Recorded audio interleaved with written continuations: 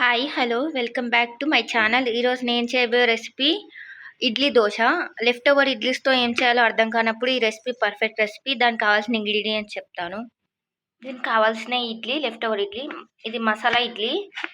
Normal ఇడ్లీతో కూడా చేసుకోవచ్చు. ఇడ్లీని ఇలా మ్యాష్ చేసుకోవాలి.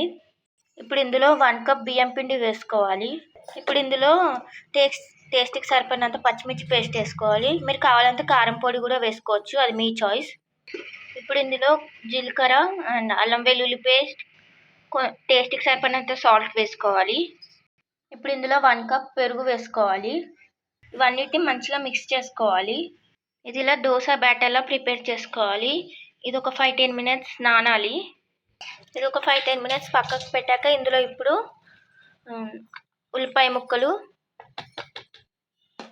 అండ్ సొరకాయ తురుము వేసుకోవాలి, టేస్ట్ బాగుంటుంది. అండ్ ఇందులో ఇప్పుడు నానబెట్టుకున్న సేమియా వేసుకోవాలి 1 కప్. అండ్ దోశ బ్యాటర్ మొత్తం పెరుగుతోనే మిక్స్ చేయాల్సిన అవసరం లేదు. హాఫ్ వాటర్ హాఫ్ పెరుగుతోనైనా మిక్స్ చేసుకోవచ్చు, లేకపోతే మొత్తం పెరుగుతోనైనా మిక్స్ చేసుకోవచ్చు, అది మీ చాయిస్. అండ్ స్టవ్ ఆన్ చేసుకొని ప్యాన్ పెట్టుకొని ఇది ప్యాన్ కొంచెం హీట్ అవ్వాలి. ఇది మంచిగా మిక్స్ చేసుకున్నాక చిన్న చిన్న దోశలా వేసుకోవాలి. ఇది మంచిగా 2 సైడ్స్ ఫ్రై అవ్వాలి. ఫ్రై అయ్యాక సర్వింగ్ ప్లేట్లో పెట్టి ఎలా ఉందో చూపెడతాను. వేడి వేడి ఇడ్లీ దోశ రెడీ.